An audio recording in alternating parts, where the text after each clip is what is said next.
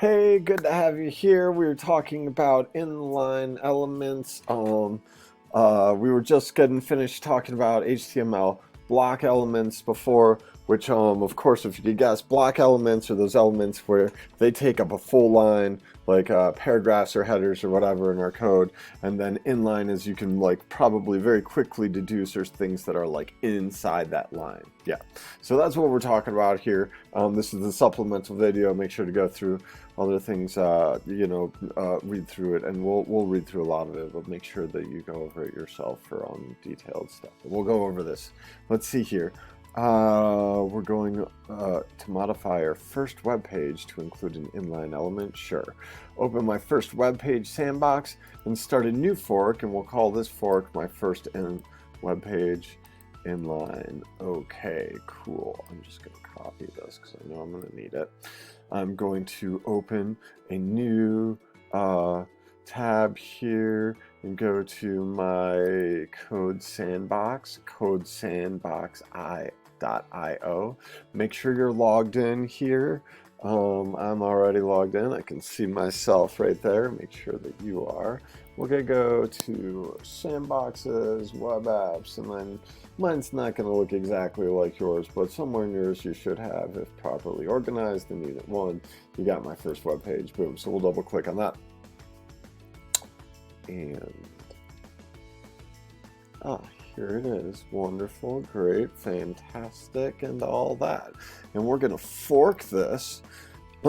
And we're going to rename it, which you rename right up here, and I copied that other one, so we're pasting my favorite web page inline. Sounds good. And then what do they want us to do here?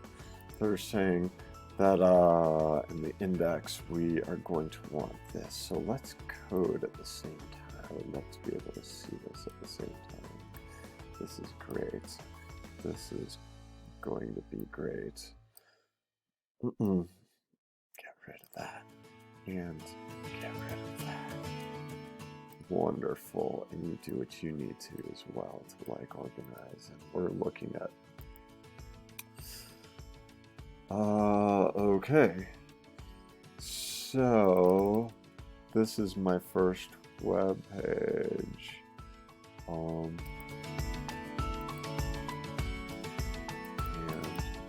We're going to put this in right here. Gotcha, line 10. It wasn't very clear about that. And what we're going to do here is at the top of first web page, we're going to put in strong as a tag. And this is an inline tag, notice, because it's all going inside of line 10. And it has an opener and, of course, a closer here.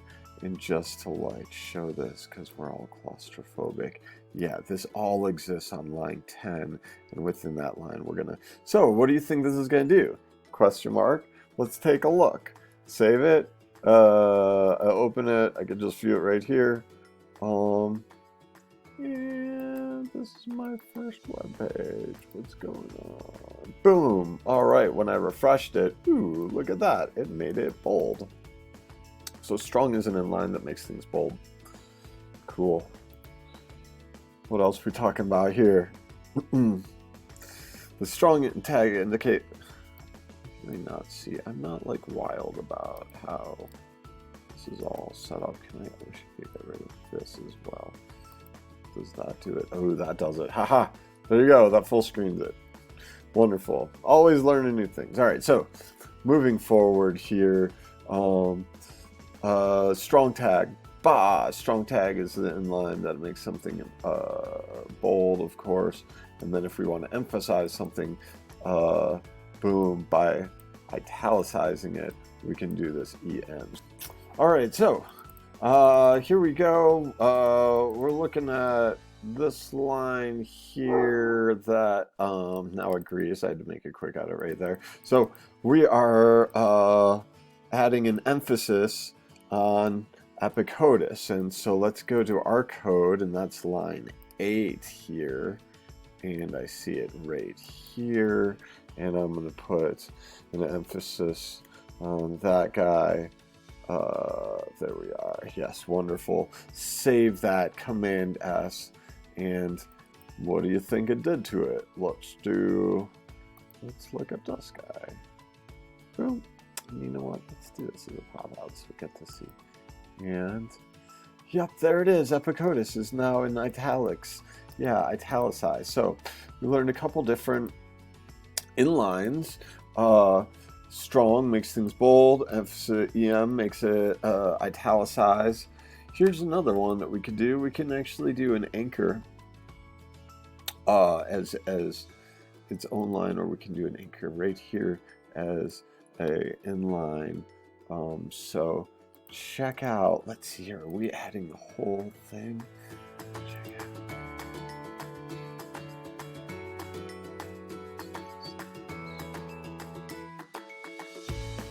This is going to be a new line. Let's add this line. We're going to add this, boom, after our list at the bottom of the page, and we'll be like, we want that as a paragraph, of course, and I'll even close that paragraph because I know I'll need it. And in that, it's going to be check out, and then I'm going to do my inline anchor. It has an href, which is an HTML reference. This is a website, so we're making this a website link. Yeah, we of course have to put in the website link along with that HTTP. That's really important that that's up at the top, because without that, it's going to look locally and look for it's going to look for a file that's local, and it won't be like linking to a website, which is what we want here. So that's the closing of that anchor, and then we put in data. That's going to be the text that's going to be the linked to that data, and then of course we need to close our anchor. Okay, and then they have a little bit more in this line. Period. It's a great school! Exclamation point. Yeah, and so let's take a look at what we did, and maybe it'd be nice to. So all right, so we created a paragraph here, which has this check out, and then an inline anchor. Again, an anchor is a link, and that gives href, and then of course we need the HTTP. The links go in quotation marks, and that all goes within the opening anchor tag. And then we have data. This is the thing that is going to be linked to that, and then we close that. And then the end of this sentence is no longer going to be a link. That's what makes it kind of an inline, because that anchor is inside of the paragraph, but on the same line, not like a child of it. All right, so boom, let's save it. Voila. And it auto formatted it because it was like that paragraph's kind of long, so that's fine. We go here. Let's refresh this. Oh yeah, cool. Check it out. So we got this new line here. That says checkout data, and it has that link. If we click on that link, what do you know? It's bringing us to datacharter.org as we wanted it to. And I don't actually, but I actually don't. Nice to see our school's website is working now. All right, great, fantastic, wonderful. All that's up and running. Great. So instead of supplying a full path, we're providing a relative path. What are we looking at? So the anchor tag creates a link, and the href for hypertext reference attribute provides the web address the link will go to. My first web page project can contain 2 HTML documents. Here, how we can link from one to another is like this. So, okay, so if you wanted an anchor link to another HTML file inside your website, right? So we have, for example, over here, we have my web page, and if we had another file here, another HTML, another web page that we designed that was like, here are a few of my favorite things, and that existed in here, then we could create an anchor to another HTML within our very website. So that's called routing. That's called routing. You create an anchor, you create a link to another site within your website, another page within your website. Right. So instead of supplying a full path, we provide a relative path. If a link doesn't start with an HTTP :/, then we got issues. Then it's going to be looking for a file that it's going to be linking to, and sometimes auto downloading, depending. But it's looking for a file if you don't have that, and the file will be in the file that's in the same immediate directory as the index, the page that's showing, or wherever you happen to link it to there. Yeah. So this brings up the pitfall you should be careful to avoid. If you write this link, so the very same thing, can you see what's different? It's mentioning the HTTP at the top. What it's going to do is it's going to look for a file called www. We changed this because thank you, Epicodus again. datacharter.com in the current directory. So it's going to, here it's looking for a file. It's not looking for a website. Is the point. Don't forget your HTTP up front. Finally, let's make our web page a bit prettier and include an image. Save an image in the same folder as your HTML file and then include it like this. So we could do this, and I'm going to immediately warn against doing this here, because in fact we're using code, we're doing this all online on Code Sandbox, and that's they have limited storage, and they'll start asking for money if you do that locally. So this is how you would do it. We don't actually want to keep any of our images locally. We're going to do it in the secondary way using links, and that comes right up here. So the way that you would do it is with an image tag, boom, that actually doesn't need a closer. It's self-closing is what it's called. So the IMG tag is different from other tags we're using in that it's self-closing. You don't need a closing tag. Also notice the alt attribute. Yes, right here, the alt, that's what comes up if there's an error with your image, or for accessibility for people who are sight impaired, the blind. Yeah, which is what it says right there. Great. Typically, web pages will store their images in separate folders from the HTML. Since we are using Code Sandbox, as I said, our storage for pictures and such is limited, so we are better off using images that are already online. So, for example, we could just do this.